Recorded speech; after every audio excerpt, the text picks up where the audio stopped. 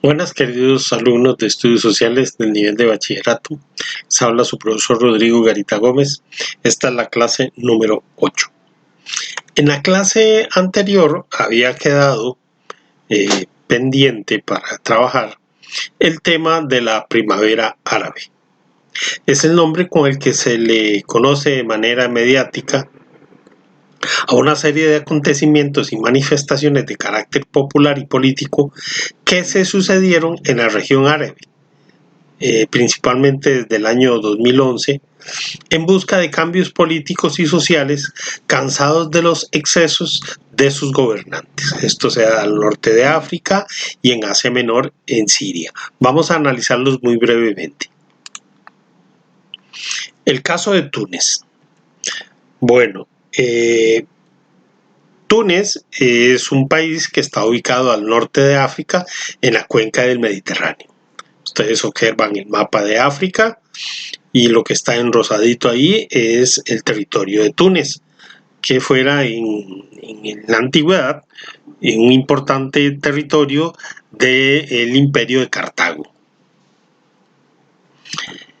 Es a partir del año 2011 donde se inicia un proceso de manifestaciones en contra del gobierno de ese país, que estaba caracterizado por una dictadura que gobernaba él mismo desde el año de 1989, y se originan unas protestas en principio donde se deseaba el mejoramiento de los salarios y de las condiciones de vida de los ciudadanos.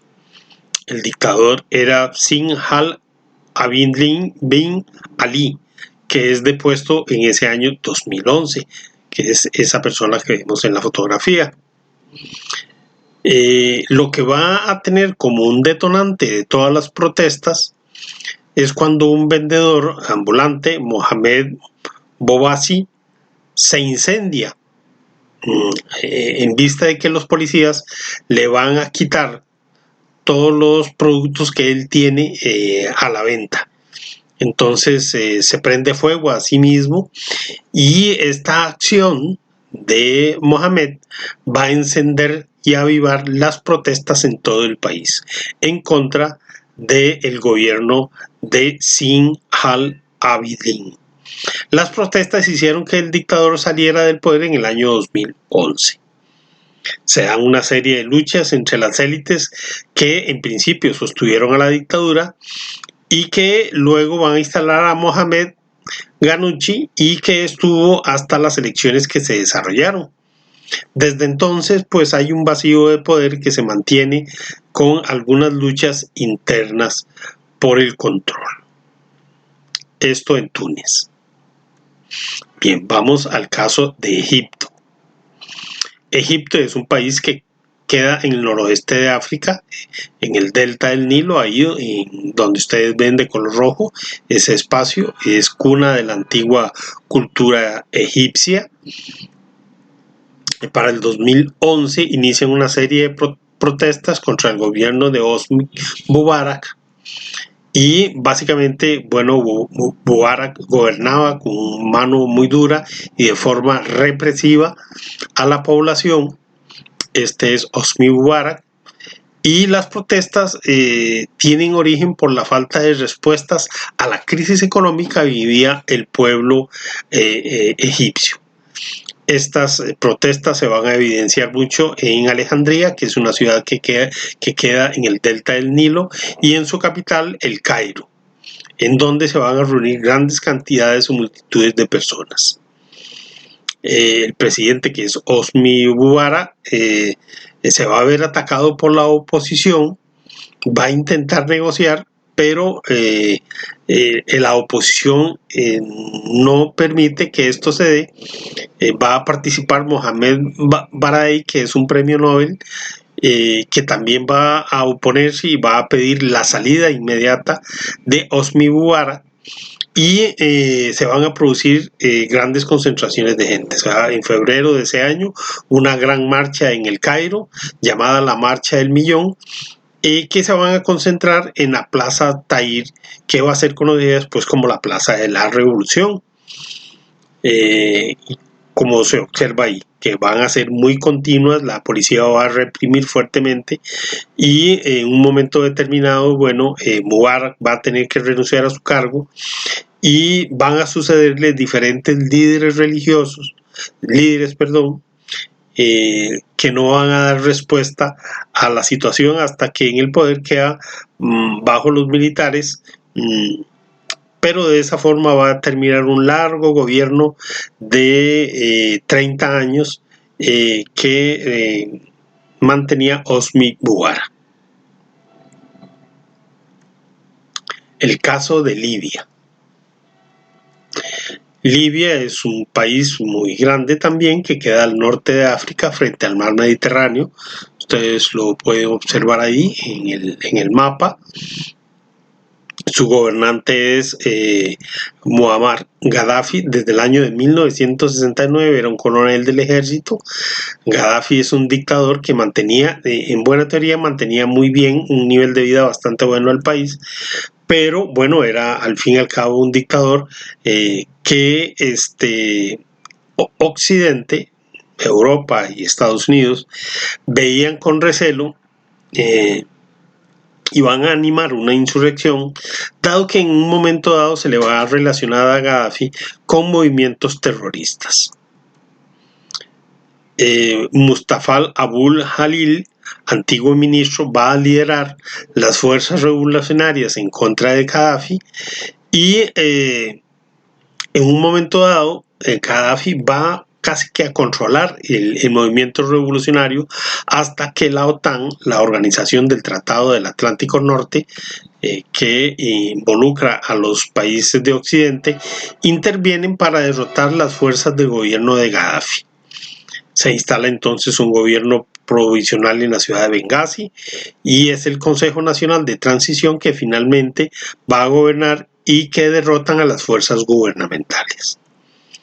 Gaddafi es brutalmente asesinado mientras sale de la ciudad de Sirte y termina el conflicto. El país queda sumido en otra serie de conflictos, inclusive hasta hoy día, en donde los grupos desean controlar el poder político de ese gran país. Siria. Siria está ubicado en Asia Menor, como se observa. Al norte está Turquía, Irak al este, el Líbano e Israel al oeste, Jordania al sur. Es un conflicto que va a iniciar igual con la primavera árabe en el 2011 contra el gobierno de Bashar al-Assad, que había tomado el poder en el año 2002, lo había heredado de su padre. Bashar obtiene el poder de su padre, que gobernó durante 29 años. Se niega a dejar el poder y a aferrarse a una lucha contra los diferentes grupos armados. Ahí tenemos a Bashar. Se lucha contra una dictadura que casi tiene 50 años. Entre los grupos que van a luchar contra Assad están los grupos de derechos humanos, grupos terroristas como Estado Islámico, que tuvo un momento de mucha intensidad, de mucho control en Siria, pero que después potencias como Rusia y Occidente han ido minando. Pero también ha intervenido Al-Qaeda como un grupo terrorista que ha luchado contra Bashar, y hay otra parte del Ejército Libre de Siria que lucha contra el gobierno de Assad. O sea que hay varios grupos y frentes que se encuentran luchando ahí y que son importantes personajes de este conflicto. En la guerra en Siria se representa el mayor desafío de la comunidad internacional, dada la crueldad contra la población civil y su urgente necesidad de emigrar y alejarse de los peligros que representaban prácticamente que todas las facciones: el gobierno de Bashar, el Estado Islámico, Al-Qaeda, y un momento dado expuestos a los bombardeos, tanto que podía ser de Rusia o de los Estados Unidos.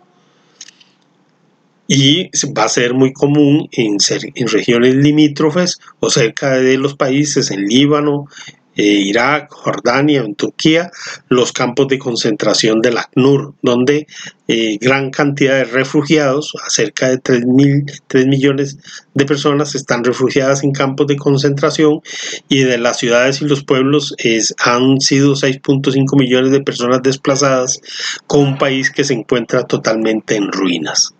Es un conflicto que hoy día permanece, considerándose hoy día la mayor catástrofe humanitaria con la que se está enfrentando, además del problema que actualmente presenta el tema de la pandemia.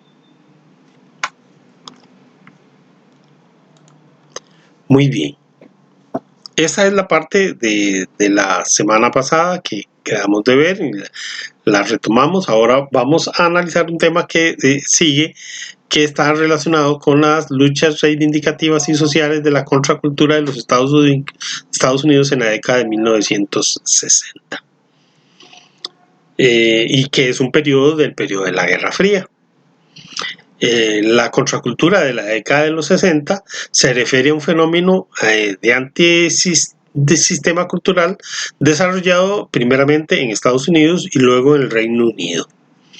Ganó fuerza al mismo tiempo que el movimiento de los derechos civiles de Martin Luther King y Malcolm X en los Estados Unidos, y se convirtió en una revolucionario en la expansión de la intervención militar del gobierno de los Estados Unidos en Vietnam. O sea que se suma a estos elementos la oposición de muchos jóvenes a participar de la guerra.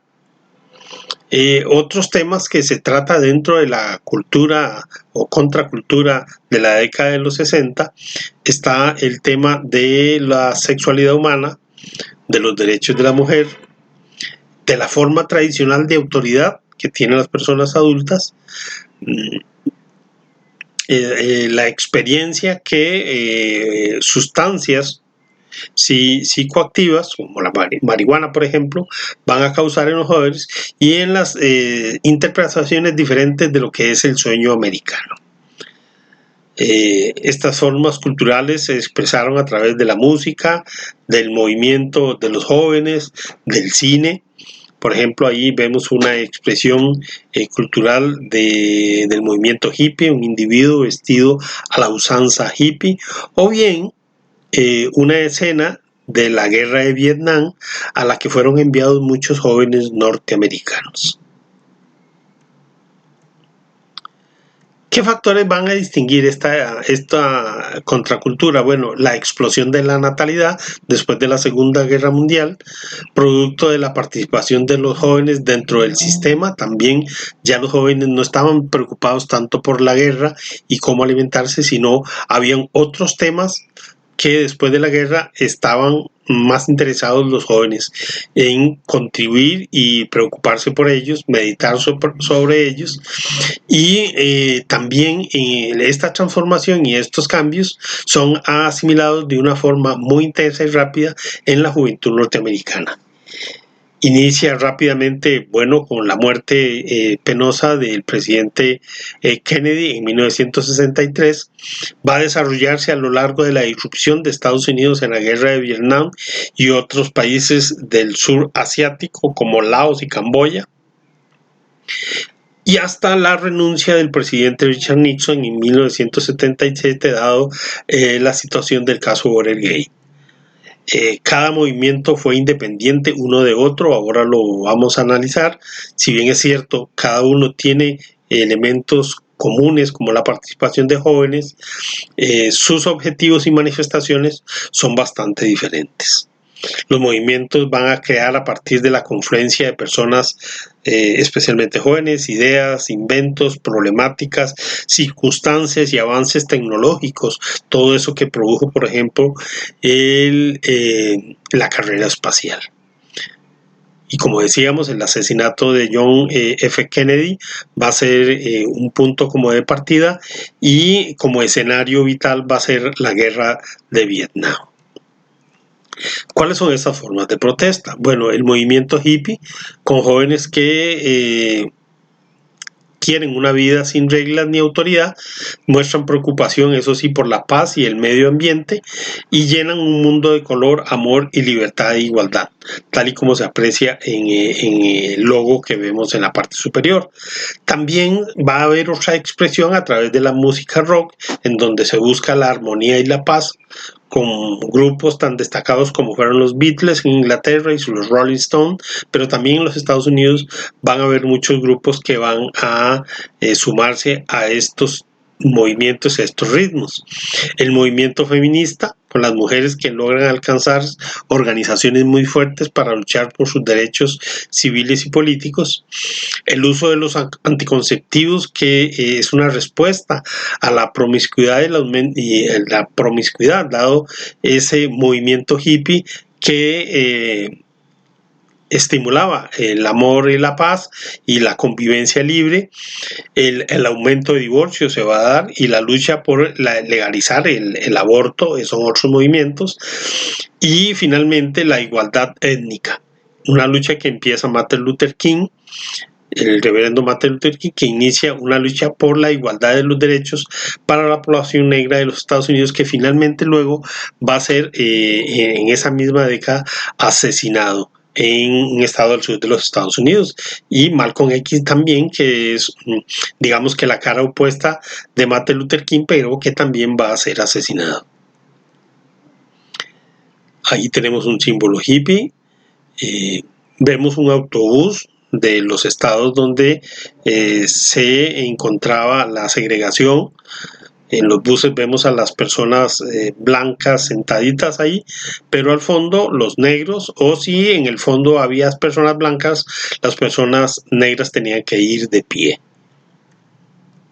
Bueno, en general entonces hoy hemos visto el tema de la contracultura norteamericana en Estados Unidos entre 1900 y 1974. Son movimientos culturales independientes causados por el empoderamiento de los jóvenes y de grupos como de mujeres, en donde hay expresiones de tipo cultural como el movimiento hippie, amor y paz, lucha contra la guerra de Vietnam, la música del rock y la lucha por los derechos civiles en los Estados Unidos.